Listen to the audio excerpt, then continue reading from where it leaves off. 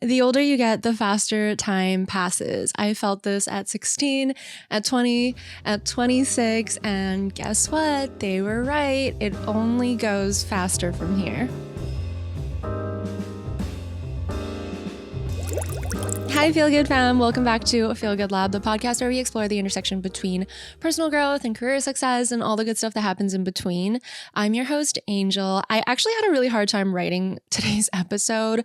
I don't know. I've been thinking about what things I can try to teach or talk about on this podcast. And I think I am coming to the brainstorming process of this podcast a little too intensely. Like, I constantly am thinking, like, what kind of value can I provide? What can I teach? What have I learned?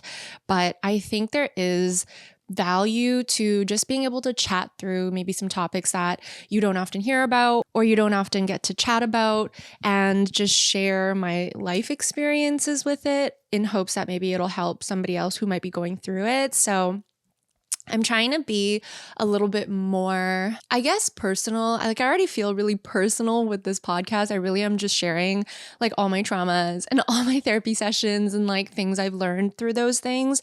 But more personal as in, I guess, give more stories and context about what things have happened in my life and how I coped with them. Clearly, I'm still figuring it out, but let's start with my feel-good moment of the week. These are starting to come easier and easier to me because I feel like I've been really trying to like actively create feel-good moments for myself in the past few weeks because I don't know, like it's just moods are hard, emotions are hard, and you want to always be like creating opportunities for yourself to be happy and to feel good, I guess. But my feel good moment of the week was definitely going to Lagree. Lagree is, for those of you who don't know, a Pilates workout class where they've taken like traditional Pilates on a reformer machine, but have added more intense poses, longer holds. They have added this kind of like mainstream workout feeling to it where there's like loud music, where you're in a room with a bunch of other people who are doing it, where your instructor is like motivating you and giving you instructions. And it just feels so good. And Lagree was actually the workout class that I enjoyed doing the most when I lived in the downtown core of Vancouver.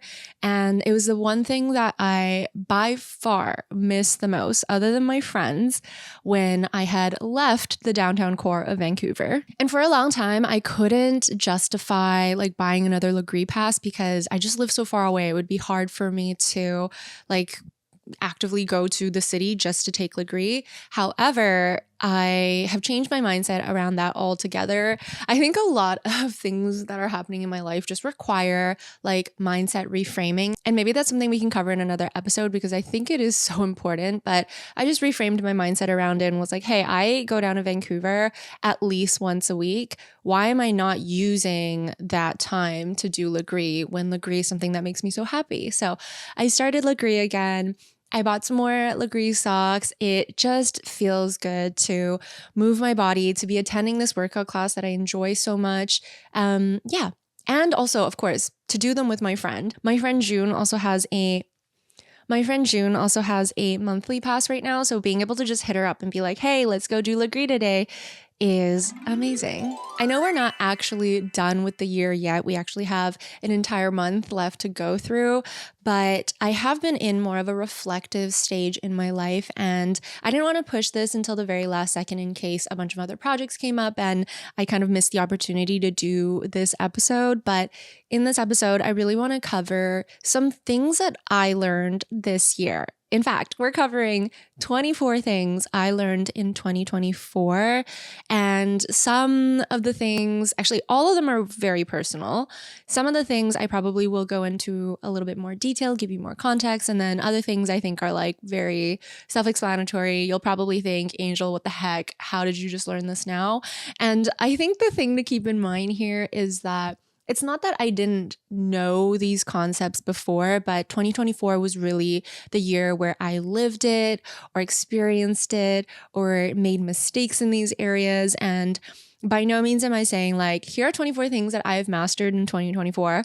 No, it's more like here are 24 things that I am learning now and have learned throughout the year and we'll work towards carrying these lessons forward to the coming years. I honestly highly encourage you to do this exercise and go through and list 24 things that you learned in this year. Maybe you won't hit 24, but no, you know what? Try to hit 24. It was hard for me to get 24, but I pushed through. I wrote down 24 things that I learned this year. But if you pass 24, if you have more than 24, that's also fine. I just think it's a good exercise to have because it's a way to positively reflect on your year. I love doing yearly reflections and think about what I accomplished, what I felt throughout the year, but something about writing down the actual lessons that you learn made me more deeply reflect on just what had happened this year and how I can grow from it and improve from that. So if you're planning to do some sort of a yearly reflection or a preparation for the new year, include this exercise in your overall planning because I found it to be just really, really helpful. I wrote it all in my notebook, but starting off so strong, trauma sneaks up on you. I think that this is definitely one of those things that I had known already, but I think that maybe because I am working through a lot of personal growth and just trying to learn about myself a lot this year, I lived it. I lived the whole trauma really sneaks up on you, both the creation of trauma as well as the way that it appears in your life. So I feel like this year, no, I feel like year after year, I really try to dig a little deeper, see how things are connected, continue to work through things that I'm struggling with. But so many times this year, I felt so activated and so overwhelmed thinking that it was the stress from work or maybe stuff that's going on at home. But so much of it, when I actually dig into it, falls back onto childhood traumas and family traumas and just personal traumas. So yeah, trauma really sneaks up on you and it is scary and it's unexpected, but it's also kind of good because it forces you and continues to challenge you to grow from it, to learn from it, to learn how to build resilience towards it and cope with it. And I think that if it didn't sneak up on me every once in a while, I wouldn't have learned to cope with it as well as I am and continue to learn healthier coping mechanisms year after year. But I love how I started with that one. What a doozy. Number 2, everything is interconnected.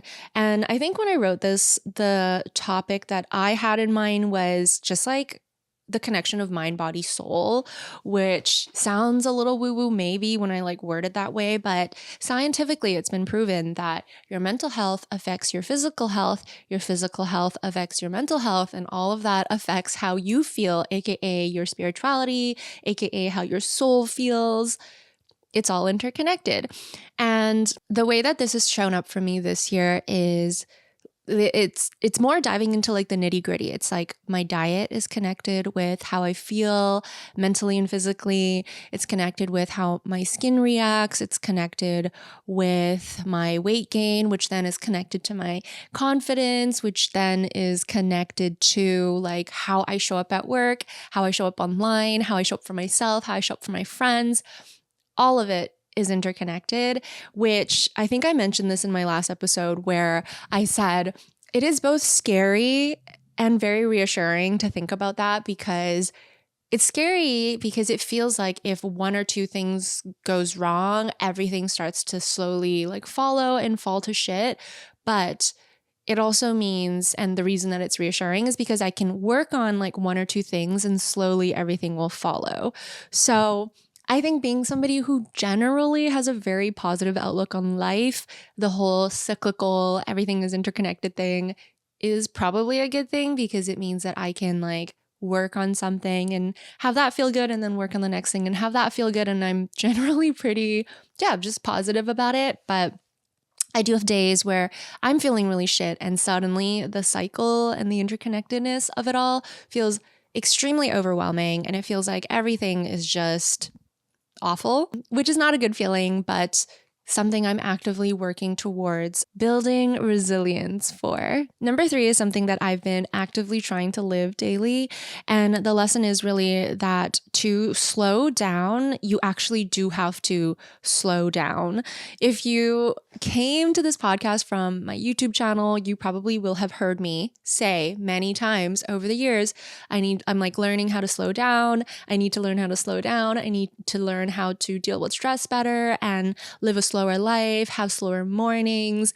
And I'm not going to discredit myself and say I haven't been working towards that like throughout my 20s, but I feel like I'm taking it in way more of a literal form and it's actually been making a difference.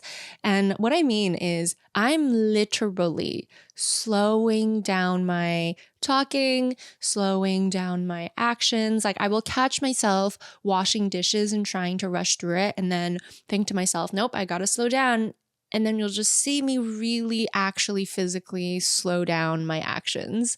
I will do this when I'm running up the stairs and I'll suddenly stop and start just like slowly walking up the stairs. It's probably quite annoying to see.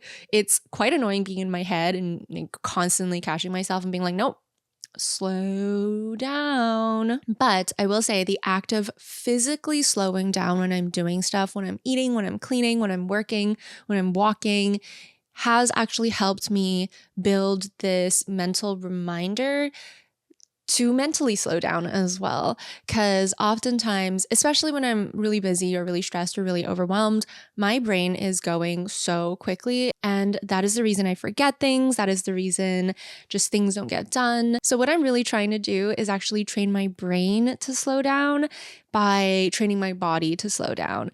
And I think it has helped with just making sure that I'm actually like enjoying life and doing things that are helpful to me and not rushing through things and fixing my memory problems, I hope. This one definitely is a work in progress, so I'll keep you posted on how that goes, but I really do feel like it's been helpful. So if you're also somebody who rushes through things, try physically slowing down. It's going to feel really silly at first, but I mean, life is just kind of silly, you know? Number 4 is actually a lesson that my friend Terry taught me. There are 2 lessons in here that she taught me very recently that I loved, but she said, discipline is the best form of self-care and self-love. So true. I think that sometimes I will look at my lazier days, like sleeping in, which we're going to talk about this in a bit as well, but my lazier days as in days where I am letting like the decision fatigue and the overwhelm paralysis take over and I just end up doing nothing. And then I'm like, it's fine. I'm just going to have a write-off day and I'm going to lay around and I'm going to watch TV. Those days are fine. I'm not saying that they're not. I think we all need a little mental break sometimes, but sometimes when you look at the bigger picture, if I practice more self-discipline and use that time more wisely and actually try to practice more self-care, like maybe going to the gym, maybe doing some yoga or stretching or journaling or like introspective work or reading, I probably would have come out of those days feeling a little bit better. I think this also does tie back to the interconnectedness of it all, because if you utilize your discipline to take care of your body, to take care of your mind in the healthiest forms, then ultimately everything else in your life will follow, because again, everything is interconnected. So the discipline piece, I think sometimes we think of the word discipline and it's like it has to be this really hard thing and it has to be this like forceful thing. And I think it doesn't have to be that at all, because when you start to realize I am taking care of myself and doing these things, not just because people said it's good for me, but because it actually genuinely makes me feel good, because I want to actually take care of myself, they start to feel way less hard. And then the whole discipline piece starts to feel a lot less scary as well. My 5th lesson of the year was you are actually not living on anyone's time now. This was a hard one to get used to, I think, because I have been working for other people for so long. And when I finally became self-employed full-time, I kind of forgot that I truly don't live on anyone else's time now. I don't need to follow someone else's time schedule. I don't need to start work at the same time every day. I still do most of the time because I personally like to work under a structure, and by providing myself a structure with how I work. It just helps me like stay productive and get into a routine. But what I needed to realize was it was really ultimately up to me what that routine and structure looks like.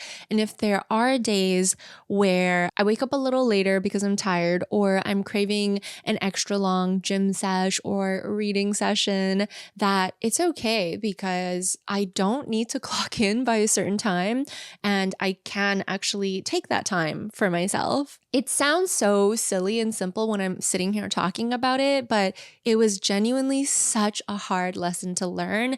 And it was so hard that it ended up causing me a lot more like unnecessary stress and anxiety, because in my head, I was like, nope, I have to get to work by 8 a.m. Oh, I woke up late. I better rush through my morning routine or cut out things that are really good for me, like journaling or meditation, so that I could start work at 8 a.m. Or, oh, I better not go to the gym this morning so that I can start work at 8 a.m. But it's like, who am I clocking in for? Like, I know what I need to get done that day. I am now my own boss. Why am I rushing through and like taking the good stuff out of my morning routine just to run on that like work cycle, that little hamster wheel that I have imagined for myself? Lesson number 7 was being creative is a skill.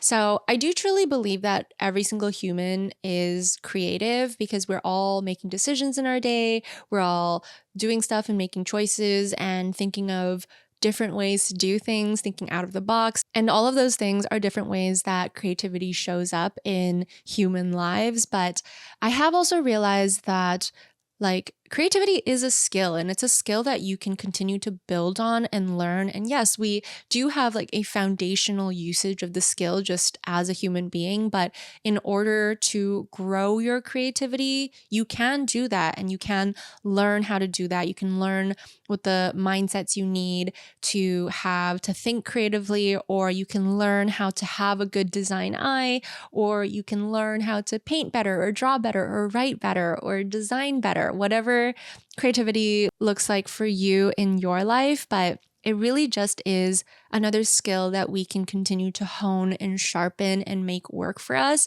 And I think for a long time, I believed that you're either born with creativity or you're not born with creativity. And for a really long time, I didn't see myself as a creative person, but I'm starting to realize now that like I want to see myself as a creative person, and therefore I'm going to continue to work on my creativity as a skill in all the different like formats and mediums that I want, that I like and enjoy. And it's something that I can continue to grow and use as well, which actually felt like such a great realization to have, because it made me feel a lot more like in control and gave me a lot more just like confidence and belief in myself, which is always nice, you know? For number 8, I wrote, no relationship is the same and each requires different work. There's no textbook relationship.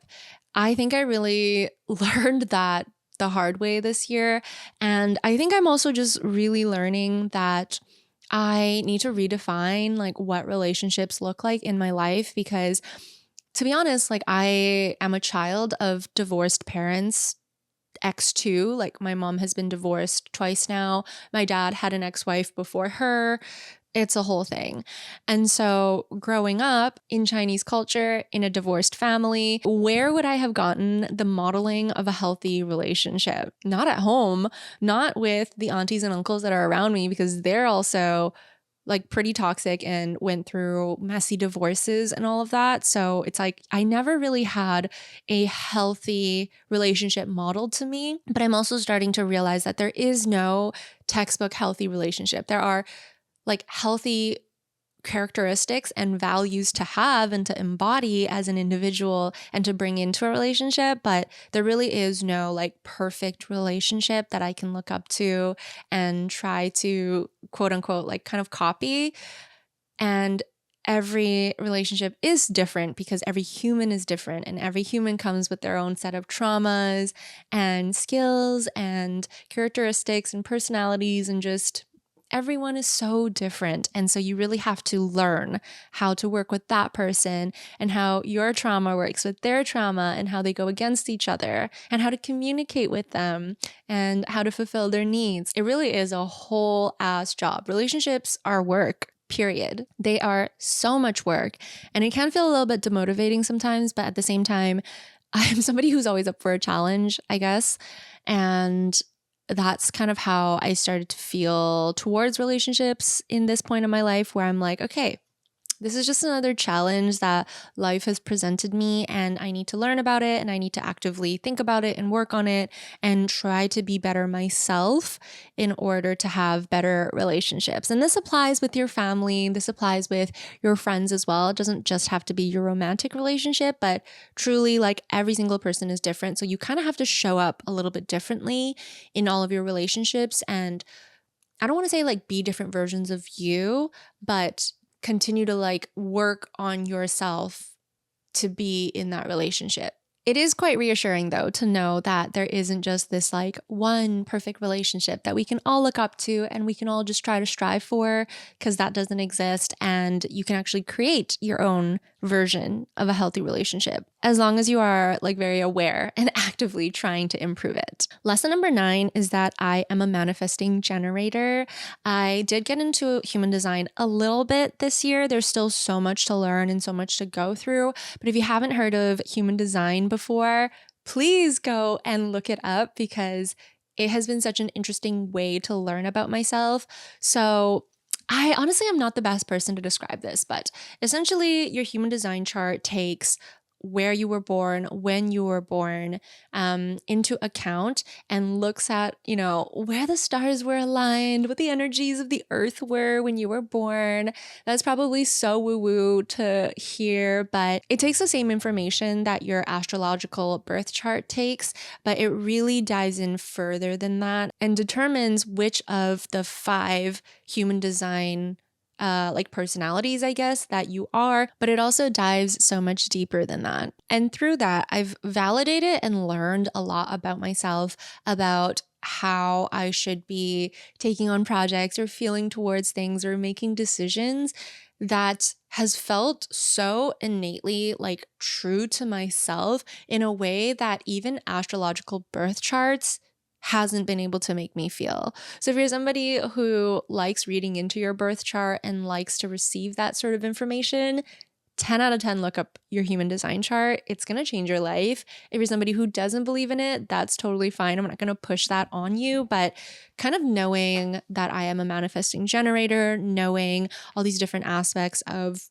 like my human design chart has really helped me at least like make decisions a little bit more fluidly, because it's just given me a little bit more information about me that I feel aligned with and that I have been able to identify with, which isn't that what this life is all about? Like figuring out who you are, what kind of life you want to live, what kind of mark you want to leave in the world. And so having any sort of guidance is amazing. Thumbs up this video if you can relate and you're also on this journey of just like figuring out life, because it's freaking weird and hard. Okay, lesson number 10. Even your shadows have 2 sides. This was kind of deep of me, but essentially what I'm trying to say there is actually kind of related to my human design chart, because how the chart works, which again, not an expert here, but there are different chakra points in your body, and whether those chakra points show up as filled or unfilled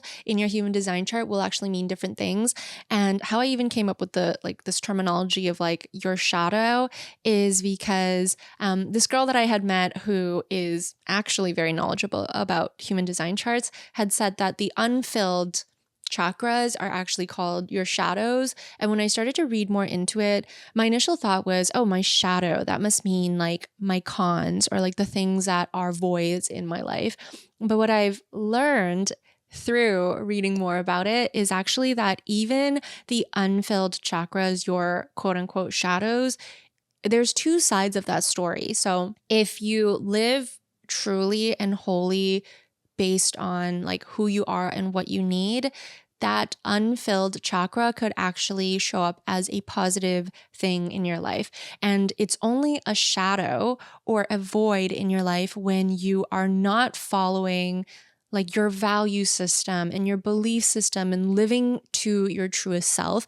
That's when those shadow pieces actually like fall into the more negative connotations or fall into more of like the negative things that might apply to you.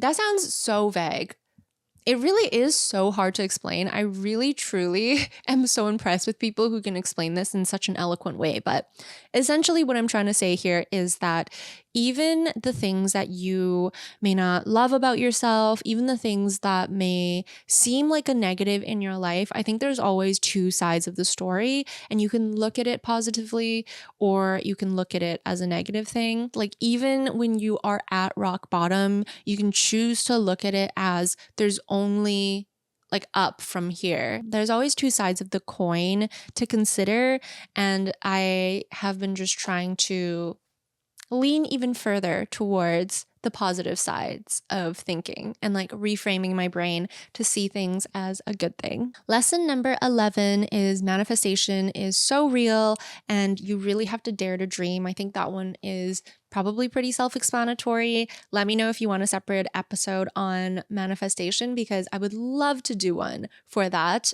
But this has shown up true in my life like over and over and over through like the vision boards that I've created, through just journaling. Like I have written down dream brands that I want to work with, and what do you know? The following year, I get to work with some of those dream brands. And it's not like I'm saying like, I'm going to write down Louis Vuitton's going to send me like $1 million check tomorrow, and then that's me manifesting it and that's going to be true. Although Louis, just kidding. I think there is something to be said about like writing things down or or visualizing it that kind of sets this subconscious goal in your head and gives you a direction to work towards that allows you to achieve those goals. And I think that's why I think manifestation works. It's not just I see it, so I get it. It's really like subconscious, I don't know, like behavioral training to teach yourself to like achieve that goal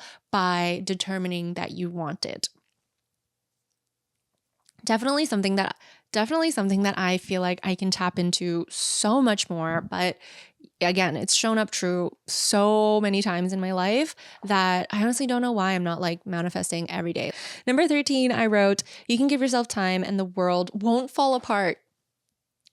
I wrote this like a journal entry or something, like it gets deep in here.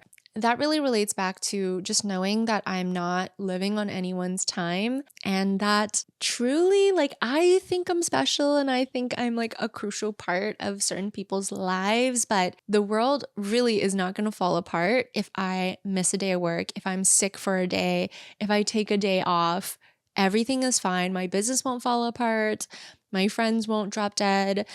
My management team isn't going to hate me. It's okay to take time off.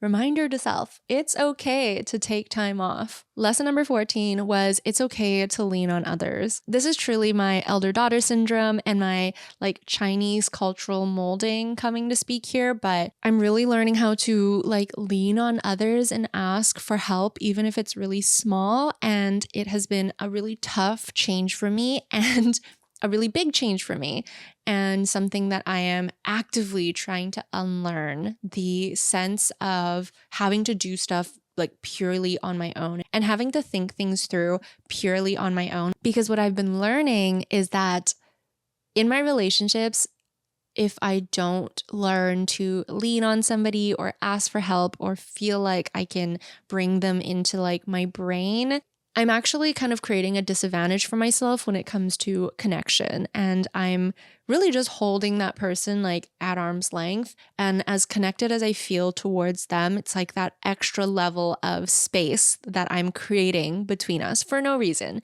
And that applies to my friendships, and that applies to my family, and that applies to my relationships. But it's like really learning to close that gap and be like, hey, here's me being really vulnerable. Here's how I need support and love and help right now. Here are what my needs are. And being able to verbalize that and live that and show them that, chef's kiss, gonna help you build deeper connections. And yeah, just something that I've been really learning this year. Lesson number 15, really tied to that, it's to over communicate, which what I mean by that is just to communicate more than I think I need to. I think that one's pretty self-explanatory. I think my regular level of communication just isn't enough sometimes. So by reminding myself to over communicate, I think I'm actually just communicating at an appropriate level. which is so funny because all I do is like yap online. Yet I have a hard time doing that with the people I love. Anywho, lesson number 16 was restrictions actually breed creativity. And this shows up physically, like for example, not falling into the trap of constantly upgrading my tech, thinking that it's going to make me more creative or a better creator when I can actually utilize the tech I already have, which is already so good because I spend so much money on it and really like researched it and made a smart investment on it. And I don't even use them to their full capability. And I think that applies mentally sometimes as well, because sometimes when you give yourself too much freedom, to me at least, I feel like that just overwhelms me. Whereas once I create structure in my life and create like a little bit of restriction, I find that it's way easier for me to learn how to think outside the box. Whereas if you make your box too big, like it's harder to think outside the box. Does that make sense? Is that a good analogy? Yeah. And I think this applies in so many different ways in my life. Lesson number 17 was the way you do one thing is the way you do everything. This is another lesson from my friend Terry, which I'm thinking of bringing her back onto the podcast soon. And instead of talking so heavily about our tech careers, this time I really want to dive into like personal growth and getting her just to share some of these golden nuggets with you, because she's been sharing them with me and they've genuinely been altering the course of my life. But the way you do one thing is the way you do everything. And that applies to like your code of ethics, your morals, but also applies to the way that you see things and the way that you operate as a human.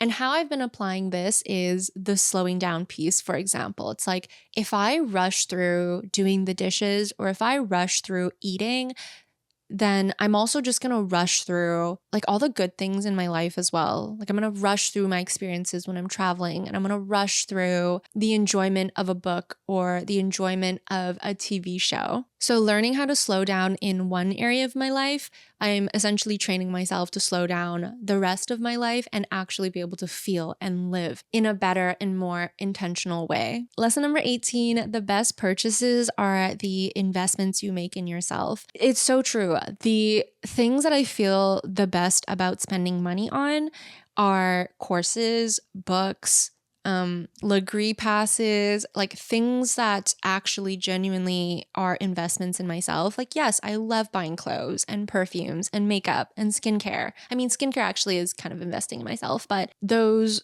purchases, like the feeling that those purchases give me is fleeting.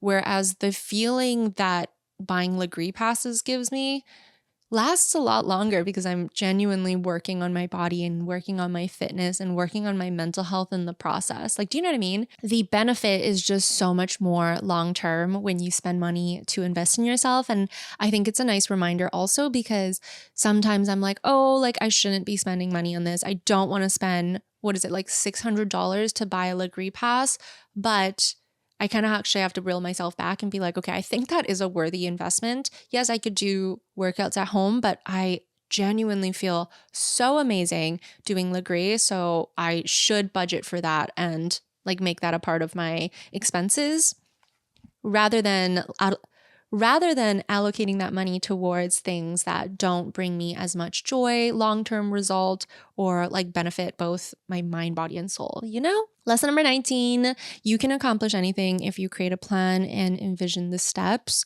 This is coming more and more true as well. It's like, I'm often somebody who's like, yeah, I want to do this. And then I like claw my way to the success of whatever that thing is.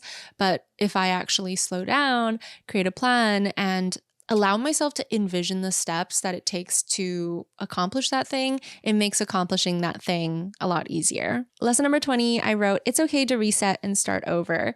I apply this again in so many ways in my life. For a video, it's okay to scratch what I filmed and start over if it's not what I envisioned or if it doesn't like match my standards.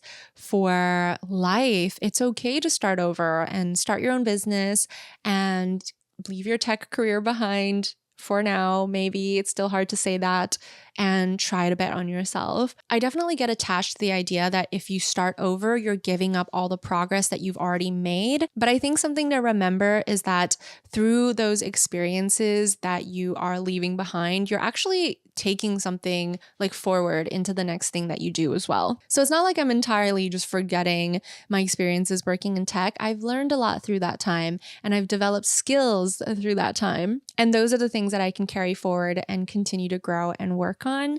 So yeah, it's totally okay to reset and start over, because you're never truly like starting over. Lesson number 21, your friends will never leave you. That was a huge one to just learn and like get into my head. I think that the friend circle that I have right now they're just amazing humans individually, as a group. Like, I love everyone that I have in my life right now. I appreciate them so much. And it's just a nice reminder that like maybe I'm at a stage where I do have lifelong friends now. And that's really lovely. Lesson number 22 is moisturizing feels amazing. Moisturizing really does feel so amazing. And I mean, I've moisturized my face like every day, probably since I was a child, but moisturizing my body is something that I've only recently started to do, like truly lathering up and lotioning my entire body, not head, I guess, like neck down to my toes. And it feels so good. And I'm so invested in this moisturization journey that I'm on. I have body oils, I have lotions, I have salves and creams and butters and balms, and it's awesome. This is like a part of my life that I'm very, very much so enjoying right now. My bedtime routine is so high maintenance because of it. And it's only going to get better from here because I'm addicted to it. Lesson number 23, we're closing in on the end, hey? Your space is a reflection of your mind. Oh my God, it is so true.